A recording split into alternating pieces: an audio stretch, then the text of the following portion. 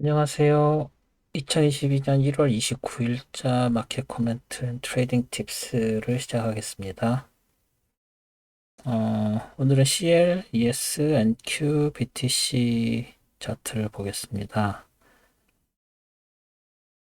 먼저 크루드 오일 차트를 볼까요?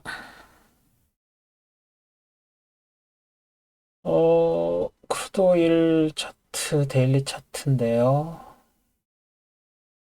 일단 24일 날, 월요일 날 많이 빠졌다가 다시 올라서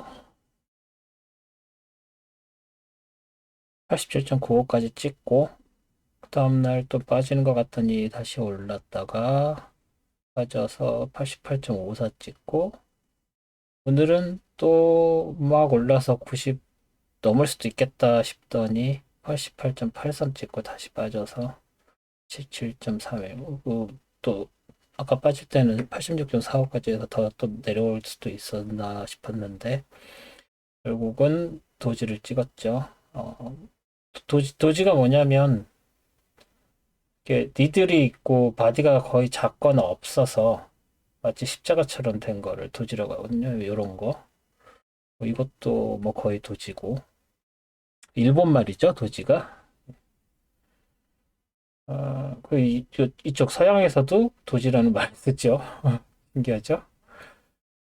그래서 뭐 딱히 특별한 건 없죠. 거의 뭐 지금 12월 20일부터 계속 우상향하고 있는 마켓이라서 뭐 떨어져도 하루나 이틀 떨어지고 말지 3일 이상 떨어진 적이 거의 없습니다. 그거는 뭐 지금 여기 12월 2일부터도 마찬가지죠. 하나, 또 하나, 둘, 둘. 많이 떨어져도 뭐 크게 떨어져도 2달러 이상, 3달러 이상 떨어지는 일이 거의 없어요. 지금 70인데 70, 66.4. 이거는 4달러 갖다 썼네요. 그러니까 크게 이것처럼 빅으로 떨어지면 이바나 11월 26일이나 11월 30일처럼 그렇게 된 적이 거의 없죠. 그리고 뭐 여기가 아마 2년 하이라고 했었죠? 2년 더 되나? 어, 더 되네요. 2014년이니까 2014년 거에 비해서 하이니까 엄청난 신고점이죠. 2010 10월 25일에 85.39가 깨져서 지금 오늘도 어떻게 보면 뉴하이를 때렸는데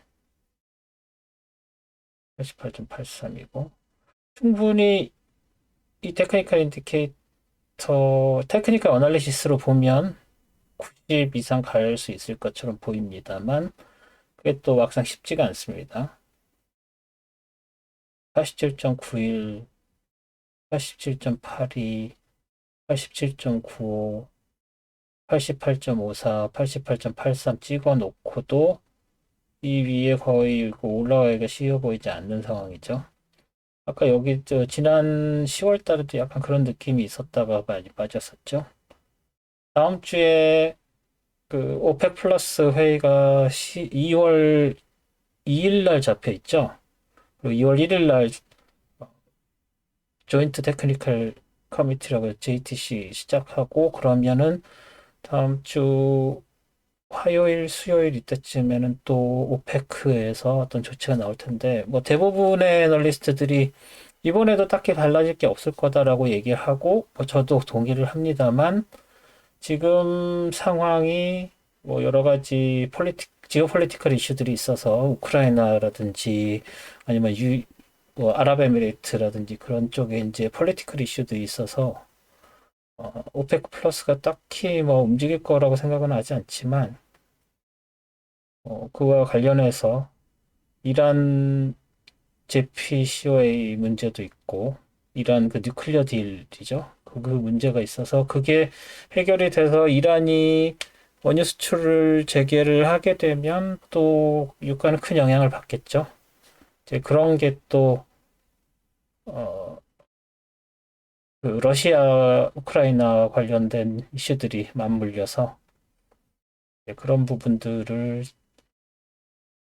생각을 하시면 다음 주 100 플러스 미팅을 좀 주의 깊게 보실 필요가 있다고 생각을 합니다. 그리고 우크라이나 관계로는 제가 친구분들한테는, 패친분들한테는 글 하나 쓰긴 했는데, 그 조만간 그거를 오픈을 하든지 해서 제 생각을 밝히기도 했습니다.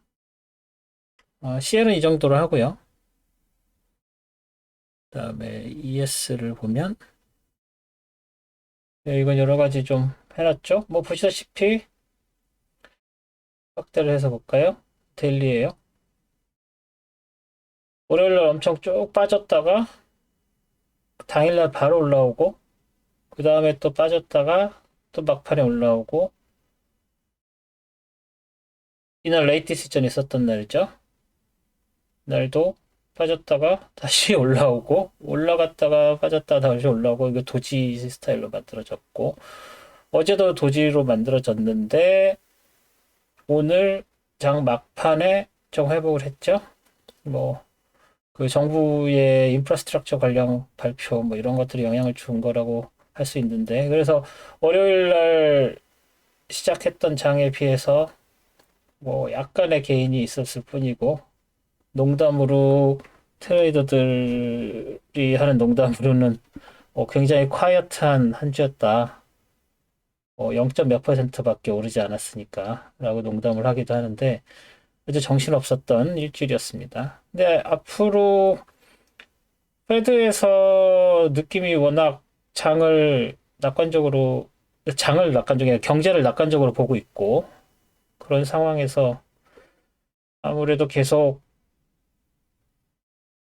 안 좋은 베어 마켓이 될 것 같은 느낌이라서 금요일 날 그만큼 회복했다는 게 큰 의미를 부여하기는 힘들 것 같아요. 그리고 테크니컬 어널리시스를 좀 해보면 먼저 이 채널, 이 점과 이 점으로 만들어진 프라이스 트렌드 라인의 다운 트렌드 라인의 채널을 보면 이미 여기서 다 깨졌죠? 깨졌는데 여기도 그렇고 채널이 저항선으로 작용했다는 것을 보실 수 있고요.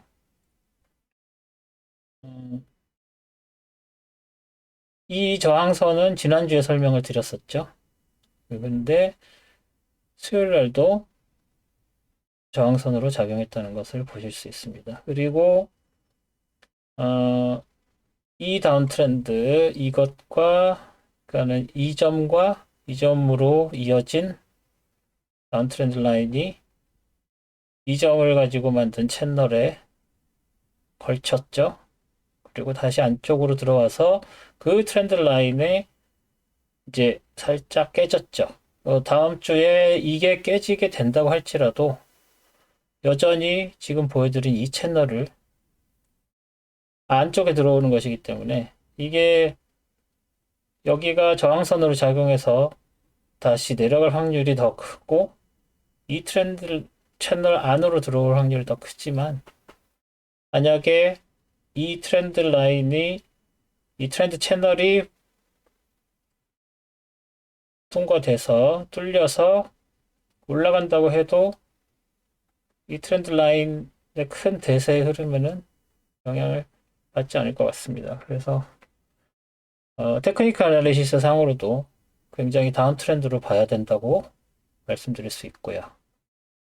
여기서 피보나치 리트레이스먼트를 그려봤는데 이 피보나치 리트레이스먼트가 이 지점 하고 월요일 저점 이 지점을 놓고 봤을 때 반등 포인트가 618, 61.8% 선이 이 선이죠. 이 선이 말씀드린 채널하고 겹치죠. 그래서 이 시점에서 여기서 굉장히 강력한 저항을 만날 것이라고 예상을 하고 있었죠. 역시 그렇게 작용을 했고 이 채널의 저항과 이 피보나치 리트레이스먼트의 61.8% 선을 두 개 다 영향을 받아서 다시 빠졌다고 보는 게 기술 분석상으로는 맞는 말이라고 생각을 합니다. 그리고 월요일날 이게 쭉쭉 빠질 때 딱히 지지선으로 보이는 게 없었죠. 이 점이 지지선이 보일 수 있었겠고, 이 점이 지지선으로 보일 수 있었겠지만, 이게 없다고 하고 이제 월요일날 막 떨어질 때를 봤을 때 하나 더 그릴 수 있는 게 전에 말씀드린 고점과 저점을 연결한 선, 이 선이 여기서 지지선으로도 작용할 수 있다라고 말씀을 드렸었죠. 그래서 이 선이 이게 막 내려올 때는 지지선으로 작용할 수도 있었는데 뭐 굉장히 스트롱하게 내려온 것이었기 때문에 뭐 뚫렸죠. 그래서 이 하나, 둘, 세 개의 지지선이 큰 의미 없이 뚫렸다고 볼 수가 있겠습니다. 그리고 뭐 이 지지선이 작용을 했다라고 보기에도 좀 애매하죠. 어차피 이 근처에 있는 뭐 이 지점이 작용을 했어요. 뭐 이 지점이 작용을 했어요. 라기 보기에는 워낙 여기 지저분하게 많이 그 전고 전저점들이 있으니까. 그래서 이게 작용했다고 보기는 힘들지만 또 여기 4221선 오히려 4220이라는 이 넘버 자체가 큰 의미를 가졌지 않았을까라고 생각을 할 수 있겠습니다. 어, 다음 주도 스틸 매크로스코픽한 영향을 받아서 매크로스코픽한 이슈들이 장을 지배할 거라서 테크니컬 어널리시스가 뭐 크게 의미가 없다라고 생각하실 수도 있는데 일단 어느 지점에서 저항선과 지지선이 나타나는지만 확인을 하셔도 트렌드를 파악하시는 데는 크게 도움이 되실 겁니다. NQ를 볼까요? NQ 나스닥이죠? 나스닥 보면 여기도 이제 크게 볼 수 있는 지지선은 이거밖에 없어 보입니다. 그리고 여기 있던 이 지지선 뭐 이미 월요일에 다 뚫려버렸죠? 지난주 금요일에 이미 뚫렸죠. 거기에 다 닿았죠. 그래서 다음에 뚫렸는데 다시 올라갔으니까는 월요일 시점에서는 이 지지선이 뚫리진 게 아니구나라고 생각을 했었는데 화요일, 수요일 재면서 결국은 이 지지선은 큰 의미가 없어져 버렸고 아까 말씀드린 것처럼 이게 계속 떨어질 시점에서 이 라인과 이 라인이 지지선으로 작용을 하니까 이 근처에서 반등을 할 수 있다고 생각을 할 수 있었겠죠. 왜냐하면 다른 지지선이 딱히 보이는 게 없으니까요. 이렇게라도 만들어서 지지 포인트를 찾으려고 노력을 했음에도 불구하고 딱히 없었고 오히려 이 다운 트렌드 이 다운 채널의 이 세 개의 지지 포인트가 만난 이 부분에서 어떻게 트레이딩을 했어야 되는데 생각보다 많이 내려왔죠. 그러니까 이게 테크니컬 어나리시스로서 케어할 수 없는 그런 그 하락 포텐셜이라고 모멘텀이라고 보셔야 한다는 겁니다. 그리고 나서 이제 다시 또 미친 듯이 치고 올라갔죠. 그래서 결국은 그 전날 금요일보다 이제 올라서 장이 마감이 됐었는데 그리고 나서 그 다음날 다시 빠지고 이 5일간의 패턴은 뭐 ES랑 같은 S&P 이미니 S&P 그 마켓과도 같은 패턴이죠. 이것도 도지 나오고 이것도 도지 나오고 그래서 우리가 여기서는 두 가지의 다른 다운트렌드 채널을 만들 수가 있는데 여기서 보시다시피 밑에 쪽 것도 아직 깨지지가 않았죠.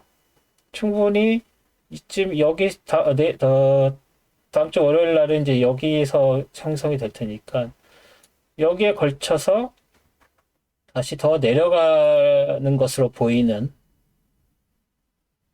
이 트렌드 라인과 이 트렌드 라인이 두 개를 뚫어야 다시 상향으로 방향이 바뀐다고 생각할 수 있을 만큼 굉장히 강한 다운 트렌드라는 거를 염두에 두시고 굉장히 장이 무겁다라고 보시는 게 맞는 것 같습니다. 마지막으로 맛배기로 비트코인 차트도 한번 볼까요? 전에도 말씀드렸지만 저는 바이피넥스 차트를 보는데 뭐 딱히 더 드릴 말이 없죠. 예. 일요일 날 떨어지고 일요일 날 반등을 하고 이제 24, 25 이렇게 한 주 동안 그렇게 많이 영향을 받지 않았습니다. 어떻게 보면은 좀 간을 보고 있다고 할 수도 있는데, 왜냐면 나스닥이 떨어지면 같이 떨어지고, 뭐 더 많이 떨어질 때도 있고, 오를 때는 같이 오르고 하는 패턴들을 최근에 보여왔는데, 나스닥이 막 요동을 치니까 오히려 비트코인은 관망하는 느낌이 들죠. 그래서, 이 지점을 포인트로 한 다운 트렌드, 여기와 이 점과 이 점을 연결한 트렌드 라인에 이 지점을 기준으로 한 다운 트렌드 채널을 봤을 때 아직 그 채널 안에 형성돼 있죠.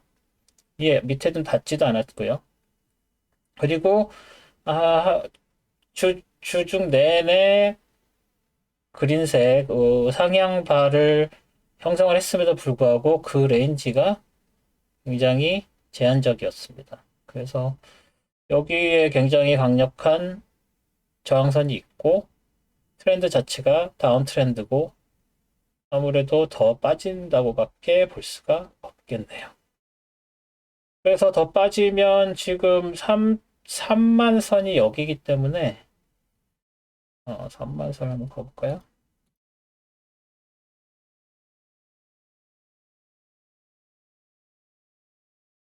대충 정도를 3만 선이라고 놓고 보면 3만 선에 닿기 위해서는